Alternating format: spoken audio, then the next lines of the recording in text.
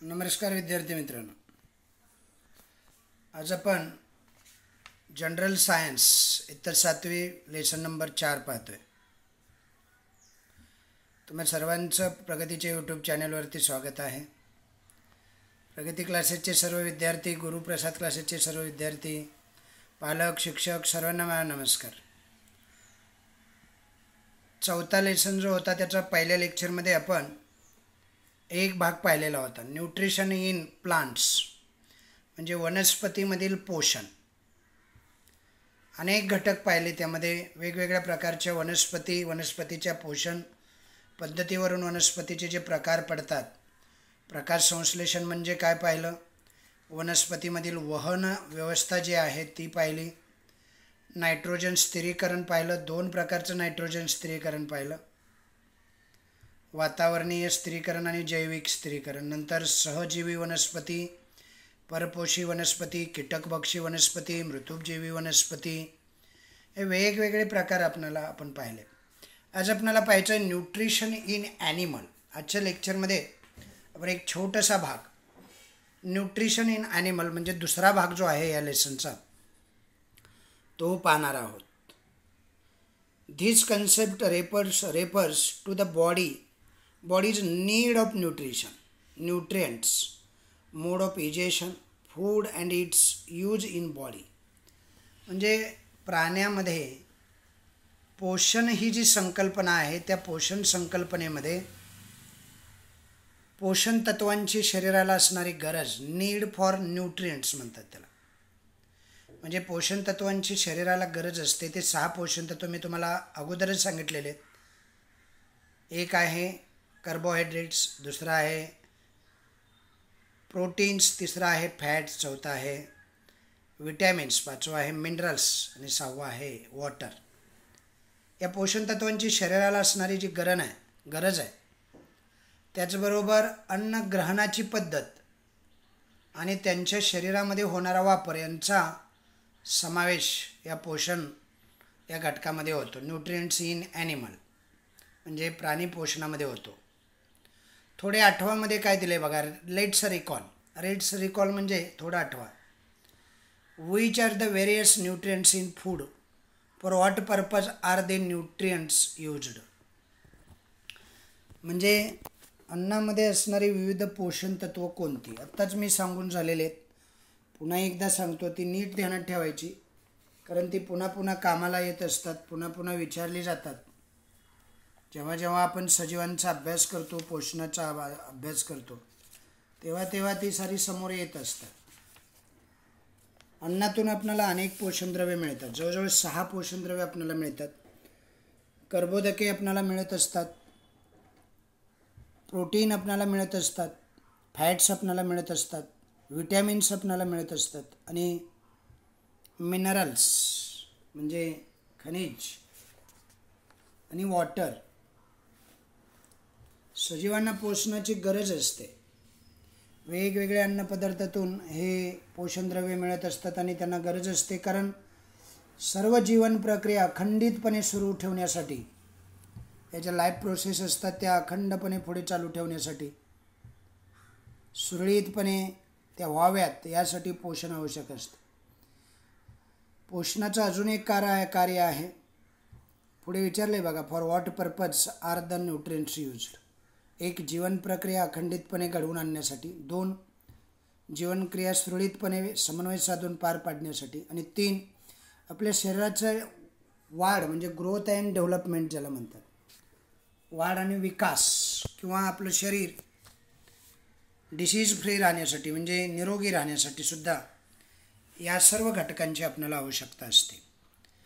पुढे काय म्हटले बघा, nutrients necessary for various activities of body are obtained from blood. म्हणजे शरीराच्या सर्व क्रिया सुरळीतपणे पार पाडण्यासाठी होण्यासाठी आवश्यक असणारे घटक हे आपल्याला अन्नपदार्थातून मिळतात. They are supplied to various parts of body through blood. रक्ताद्वारे हे घटक शरीराच्या सर्व भागामध्ये पुरवले जातात. आपल्याला अन्नातून मिळणारे जे वेगवेगळे पोषणद्रव्ये असतात ते आपल्या शरीराला रक्ताद्वारे पुरवली जातात. The food that we consume does not mix with blood as it is. म्हणजे आपण जे अन्न खातो, खाल्लेलं अन्न जसंच्या तसं आपल्या रक्तात मिसळत नसतं. समजते तुम्हाला? The food that consume does not mix with blood as it is. It needs to convert in to soluble form that can easily mix in blood. त्यासाठी आपल्याला अन्नाचं रूपांतर रक्तात कार्बनी पदार्थामध्ये करावं लागतं, मग ती रक्तात मिसळू शकतात. अशा विद्राव्य अशा घटकामध्ये ते करावं लागतं. विद्राव्य घटक म्हणजे रक्तात मिसळणारे घटक जे शरीराला आवश्यक असतात. It needs to convert in to soluble form that can easily mix in blood. Nutrition in animal involves various steps for ingestion to egestion. म्हणजे प्राण्याच्या पोषण क्रियेमध्ये अन्नग्रहणापासून ते उत्सर्जनापर्यंत, म्हणजे आपण अन्न ग्रहण करतो तिथपासून ते न पचलेले पदार्थ बाहेर टाकण्याच्या प्रक्रियेपर्यंत उत्सर्जनापर्यंत विविध टप्पे आपणाला यामध्ये आढळून येतात. इथं काही स्टेप्स दिलेले आहेत. स्टेप्स इन न्यूट्रिशन म्हणजे पोषणाचे वेगवेगळे टप्पे. त्यातला पहिला जो टप्पा आहे त्याला इजेशन असं म्हणायचं. इंजेशन म्हणजे food is taken in to body. अन्न शरीरात घेण्याची जी प्रक्रिया असते, म्हणजे हाताने उचलायचं, डोळ्याने फिक्स करायचं आणि ते तोंडात घालायचं, ही जी प्रक्रिया आहे त्याला इंजेशन असं म्हणतात. यामध्ये स्पेलिंग लक्षात ठेवा. इंजेशन आणि इजेशन हे वेगळ्या प्रक्रिया आहेत. शरीरात अन्न घेण्याच्या प्रक्रियेला इंजेशन म्हणतात. नंतर असते डायजेशन, म्हणजे त्याला पचन असं म्हणतात. Conversion of food in to simple soluble forms म्हणजे अन्नाचं रूपांतर विद्राव्य घटकात होणं, याला अन्नपचन म्हणजे डायजेशन असं म्हणतात. तिसरा आहे ऑब्सॉर्प्शन, मराठीत याला म्हणतात शोषण. या प्रक्रियेला ही जी स्टेप्स आहे तिसरी स्टेप आहे, जी ऑब्सॉर्प्शन म्हणून ओळखली जाते.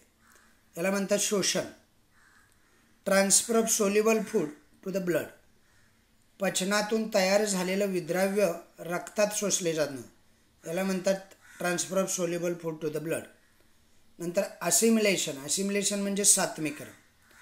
Utilisation of absorbed food by cell and tissue for energy production, growth and repair म्हणजे शोषलेल्या द्रावणीय अशा अन्नाचे शरीरातील पेशी आणि ऊतीमध्ये वहन आणि ऊर्जा निर्मिती केली जाते. या प्रक्रियेला सात्मीकरण किंवा असिमिलेशन असं म्हणतात. हे लक्षात ठेवा. पुन्हा एकदा सांगतो. Assimilation is the process in which utilization of observed food by cell and tissue for energy production, growth and repair म्हणजे शोषलेल्या द्रावणीय पदार्थाचं, अन्नाचं शरीरातील पेशी व ऊतीमध्ये वहन होणं आणि त्यापासून ऊर्जा निर्मिती होणं, याला म्हणतात असिमिलेशन म्हणजे सात्मीकरण. आणि शेवटचे आहे उत्सर्जन. त्याला इंग्रजीमध्ये म्हणतात इजेशन. काय म्हणायचं? इजेशन. इंजेशन आणि इजेशन. इजेक्ट म्हणजे बाहेर काढून टाकले. Process in which removal of waste products and undigested food from body म्हणजे पचन व शोषण न झालेले हे जे घटक आहेत, उर्वरित अन्न घटक शरीराबाहेर टाकले जातात, त्याला म्हणायचं इजेशन. मराठीत त्याला म्हणायचं उत्सर्जन. त्यानंतर आपल्याला एक चार्ट दिलेला आहे. पहा. Observe the animal around you and complete the following table. टेबलमध्ये 3 कॉलम दिलेले आहेत. एक आहे नेम ऑफ ॲनिमल, दुसरा आहे अन्नाचा प्रकार किंवा अन्नाचं नाव, आणि तिसरा प्रकार आहे अन्नग्रहणाची पद्धत. वेगवेगळे हे जे प्राणी असतात, ते वेगवेगळ्या प्राण्यांमध्ये वेगवेगळ्या पद्धतीनं हे अन्न घटक जे असतात किंवा अन्नभक्षण जे असतं ते होत असतं.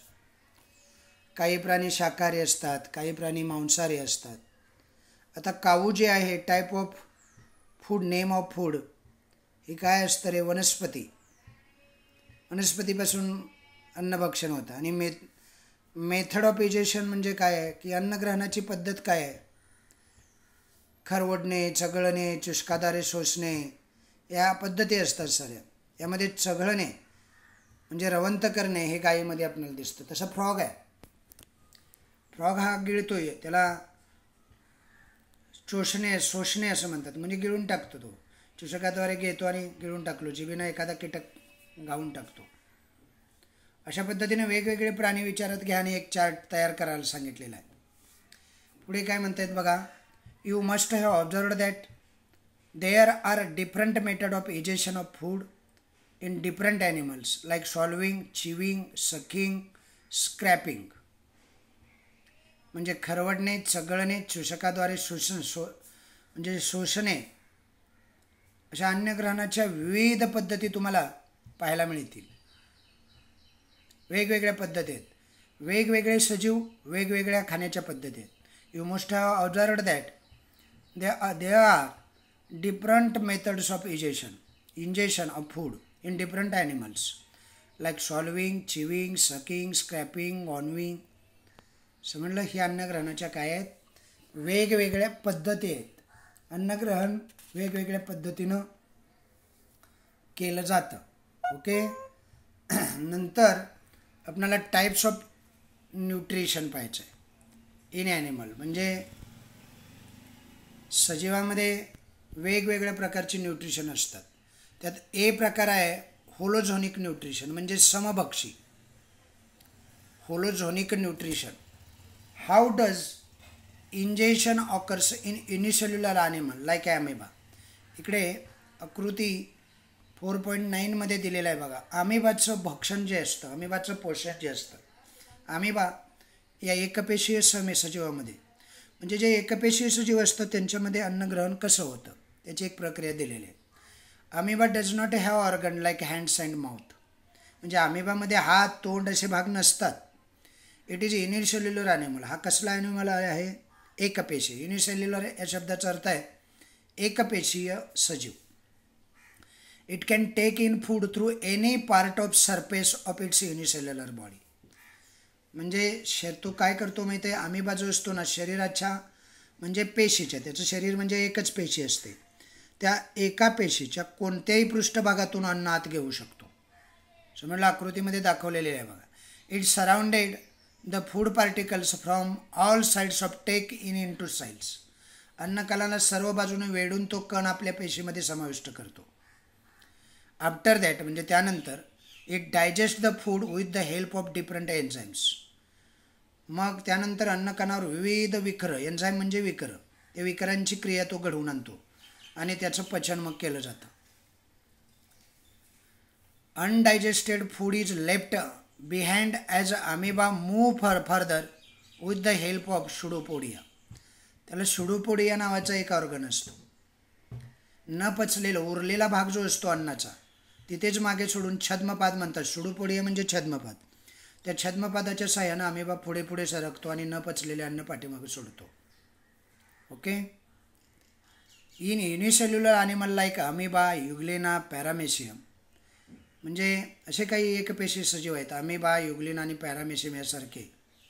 या सजीवामध्ये काय होतं, all the types of nutrients occurs within their unicellular body.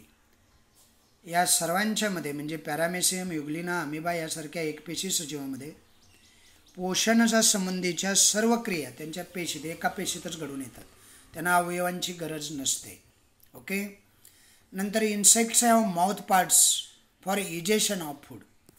म्हणजे बहुपेशीय प्राण्यामध्ये तोंडाने अन्नग्रहण होत असतं. कीटक माहीत आहे तुम्हाला, त्याला इन्सेक्ट म्हणतात. Insect have mouth parts for ingestion of food. For example insects like the cockroach and grasshopper which nibble have jaw like mouth parts. म्हणजे बहुपेशीय प्राण्यामध्ये तोंडानं अन्नग्रहण होतं. कीटकामध्ये अन्नग्रहणाकरता मुखावलय असतं. हे जे मुखावलय असतं ना त्याला माउथ पार्ट्स म्हणतात. ग्रासहॉपर किंवा अजून हे जे कीटक असतात ग्रासहॉपरसारखे, म्हणजे नाकतोडा किंवा झुरळ, कॉकरोच म्हणतात त्याला. Which nibbles have jaw like mouth parts. अन्नग्रहणाकरता मुखासारखा भाग असतो, मुखावलय म्हणायचं. उदाहरणार्थ झुरळ आणि नाकतोड्यासारखे कुरतडे कीटकामध्ये जबड्यासारखे मुखावलय महत्त्वाचे असते, जॉ लाईक निबल म्हणतात त्याला.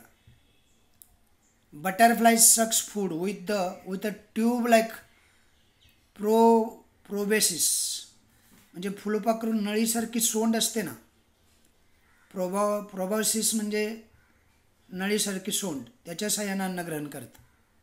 मॉस्किटो तुम्ही पाहिले असेल, मॉस्किटोज म्हणजे डास, मॉस्किटोज अँड बेडबग म्हणजे ढेकूण. Mosquitoes and bedbugs use a needle like mouth part to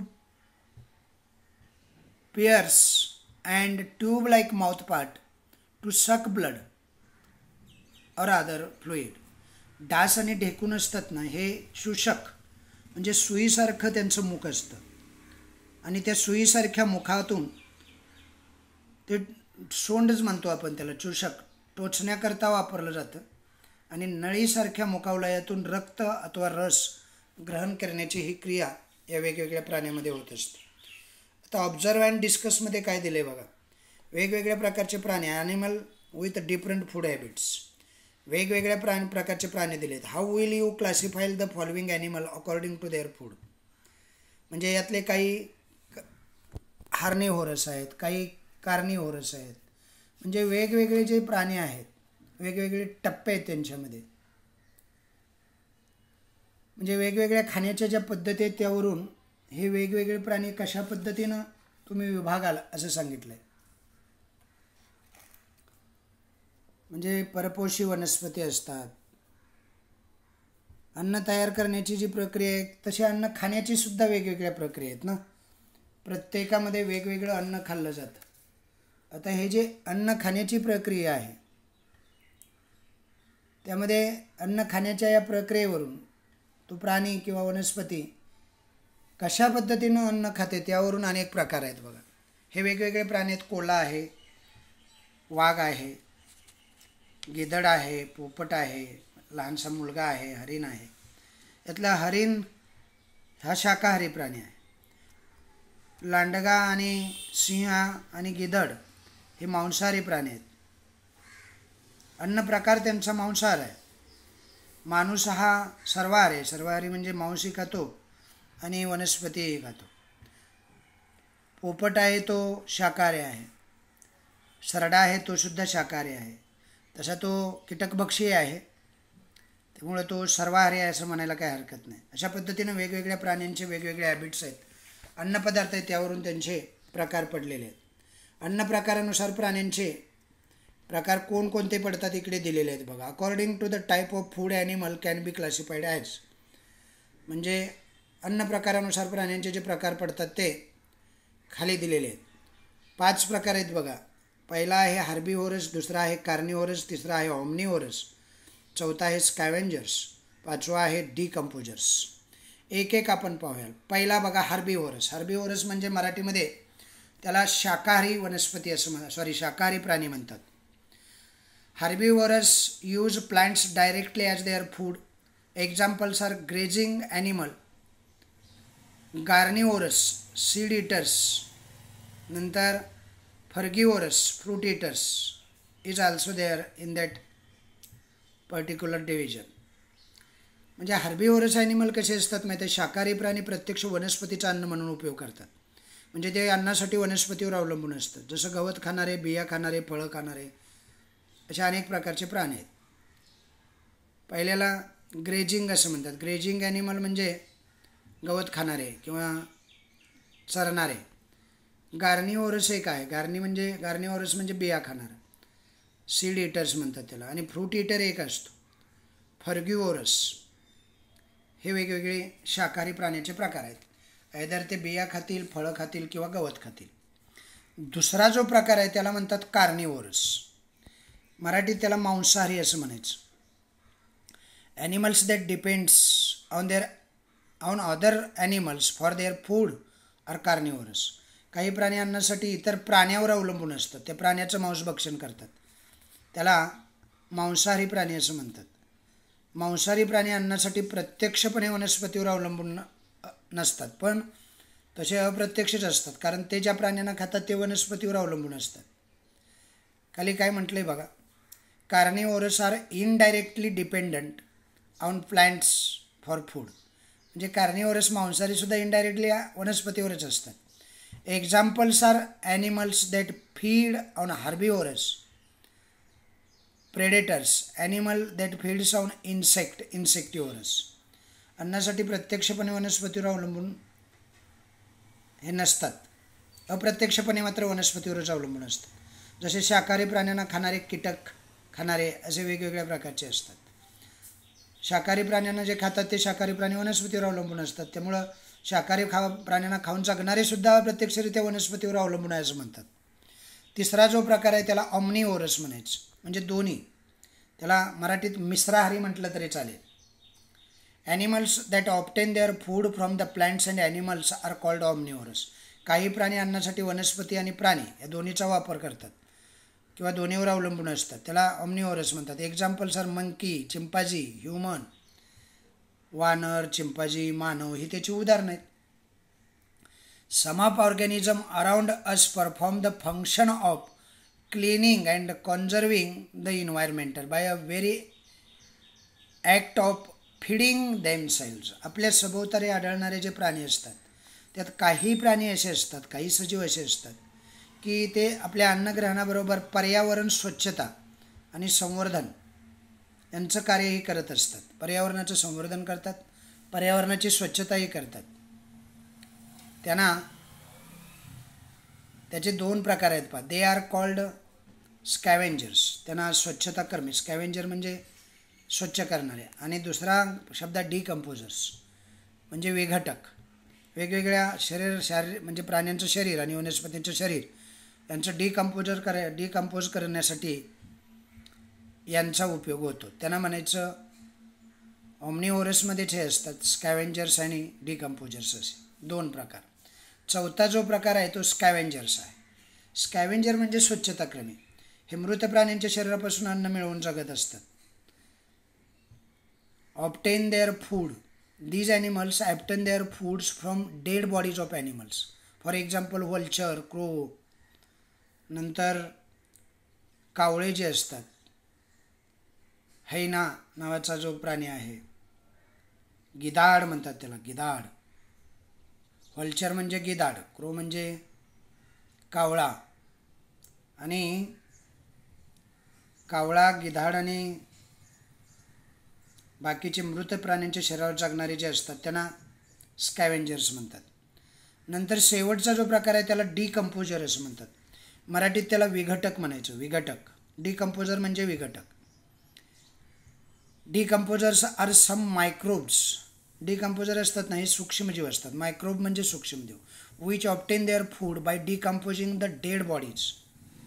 सूक्ष्मजीव मृत शरीरावरती म्हणजे मृत शरीराचे अवशेष जे असतात तसेच काही पदार्थ कुजवून त्यापासून अन्न मिळवत असतात.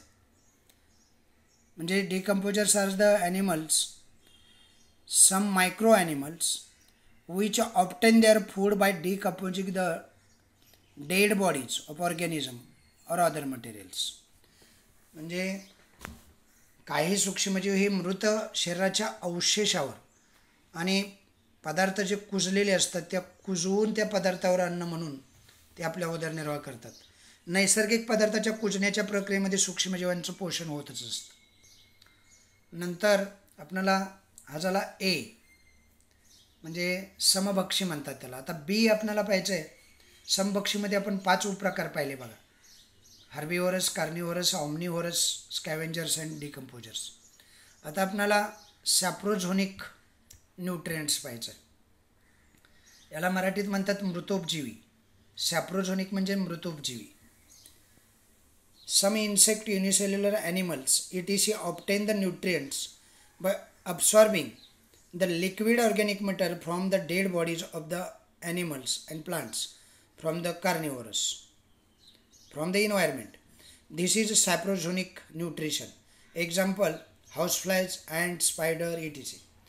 म्हणजे काही कीटक एकपेशीय सूक्ष्मजीव, काही कीटक आणि एकपेशीय सूक्ष्मजीव हे मृत शरीरामध्ये किंवा आजूबाजूच्या वातावरणात द्रवरूप सेंद्रिय पदार्थाचे शोषण करून त्यांचा अन्न म्हणून वापर करतात. यालाच मृतोपजीवी पोषण असं म्हणतात.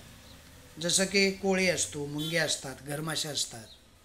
स्पायडर म्हणजे कोळी, हाऊसफ्लाईज म्हणजे घरमाशा,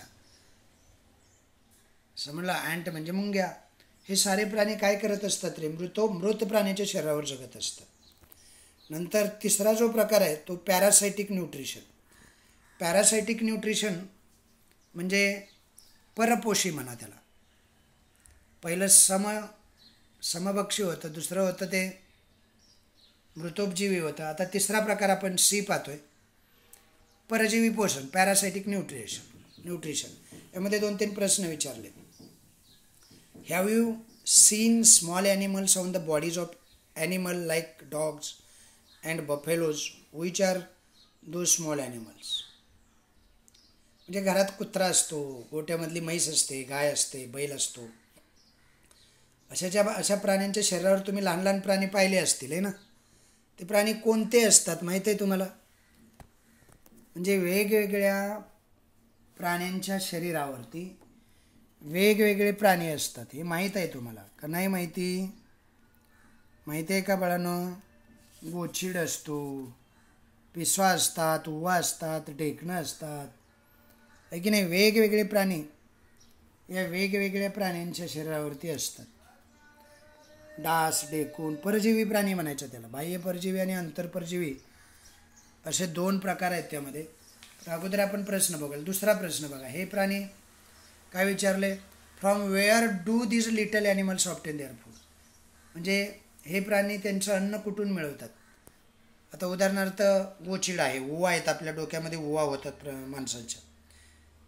तर या ज्या ओवा असतात ते अन्न कुठून मिळवतात? ते ओवा चावतात, म्हणजे आपल्या शरीरामध्ये जे शिरा आहेत तिथं रक्त जे असतं ते रक्त शोषून घेतात आणि आपलं जीवन जगत असतात. त्याला पॅरासाइट्स म्हणतात. तिसरा प्रश्न आहे, from where do the worms in the insects obtain their food? म्हणजे पोटामध्ये असलेले जे जंत असतात ना, बघितले तुम्ही? हे जे जंत असतात पोटातले, ते कुठून अन्न मिळतात? आपल्या शरीरातूनच मिळवतात. आपण खाल्लेलंच ते खातात. अशा पद्धतीनं हे पॅरासाइट असतात. Some animals depends upon other animal for food. They can obtain the food only from animal on whom they are dependent. काही प्राणी असे असतात ते इतर सजीवावर अन्नासाठी अवलंबून असतात. त्यांना मारून नाहीत खात, पण त्यांच्यामधलंच अन्न खातात. ते त्यांच्याकडून अन्न प्राप्त करत असतात. यालाच प्राण्याचे परजीवी पोषण असं म्हणतात. This is called as parasitic nutrition. म्हणजे काही प्राणी आपल्या उदरनिर्वाह, आपली उपजीविका करण्यासाठी इतर सजीवांच्यावरती अवलंबून असतात. त्या सजीवाच्या शरीरावर राहायचं आणि त्या सजीवाच्या शरीरावर राहून त्याचंच अन्न, त्यातल्याच अन्नाचा काही भाग आपणही खायचा.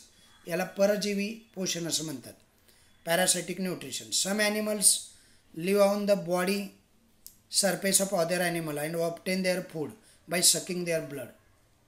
त्यातले काही प्राणी असतात ते काय करतात? इतर प्राण्यांच्या शरीरावरच्या पृष्ठभागावरच राहतात. ऊ ही पृष्ठभागावर असते, गोचिड ही पृष्ठभागावरच असते, पिसूसुद्धा पृष्ठभागावर असते. ते शरीरात आत नसतात. काही प्राणी वर राहतात, ओवा वर राहतात बघा, डोक्यात वरच असतात. इतर प्राण्यांच्या शरीराच्या पृष्ठभागावरही राहतात आणि त्यांचं रक्त शोषून त्याद्वारे अन्न प्राप्त करून घेतात. या पद्धतीला बाह्य परजीवी पोषण, पॅरासायटिक न्यूट्रिशन असं म्हणतात. आता पॅरासायटिकमध्ये 2 प्रकार आहेत, एक एक्टोपॅरासायटिक आणि एंडोपॅरासायटिक. एंडो म्हणजे आत, पोटात किंवा शरीराच्या आत असतात ते, आणि एक्टो म्हणजे शरीरावर राहायचं, पृष्ठभागावर, आणि त्याच्यावरतीच उपजीविका करायची.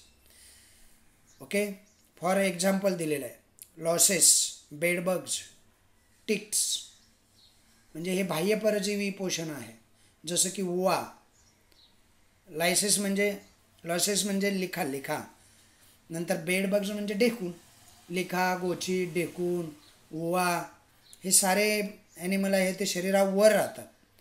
नंतर दुसरा एक प्रकार असतो ॲनिमल लाईक टेपवर्म अँड राऊंडवर्म, म्हणजे पट्टक्रमी, गोलक्रमी जंत ज्याला आपण म्हणतो ना, असे जंत आपल्या शरीराच्या आतमध्ये राहतात बघा, पोटात राहतात आत. Animals like tapeworm, roundworm lives inside the body of other animal and obtain their food.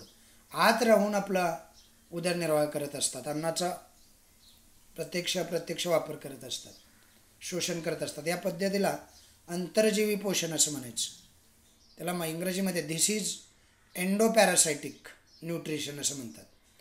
हे प्राणी अंतर्जीवी प्राणी म्हणून सुद्धा ओळखले जातात. These animals known as endoparasites. म्हणजे एंडोपॅरासाइट्स म्हणजे प्राण्यांच्या शरीरात आत राहायचं. जसे जंत आपल्या पोटात राहतात आणि आपल्याच पोटातलं अन्नसुद्धा खातात. नुसता निवारा म्हणून नाही राहत, ते अन्नासाठी सुद्धा आपल्यावरतीच अवलंबून असतात. अशा पद्धतीनं या पॅरासायटिक न्यूट्रिशनमध्ये 2 प्रकार असतात. एक एक्टोपॅरासायटिक आणि दुसरा एंडोपॅरासायटिक. बाह्य परजीवी आणि अंतरपरजीवी असे 2 प्रकार आपल्याला दिसतात. या ठिकाणी एंडोपॅरासायटिक आणि एक्टोपॅरासायटिक असे 2 प्रकार पॅरासायटिकमध्ये आपण पाहिले. एक बॉक्स इकडे राहिलेला आहे बघा, एक प्राणी दिलं आहे बघा, बघितलं तुम्ही, गुलाबी कलरचा हा बॉक्स आहे. The anteater is found in central and south America. मध्य आणि दक्षिण अमेरिकेमध्ये हा प्राणी सापडतो, आढळून येतो. त्याला अँट ईटर म्हणतात. हा मुंग्या खाऊन जगतो फक्त.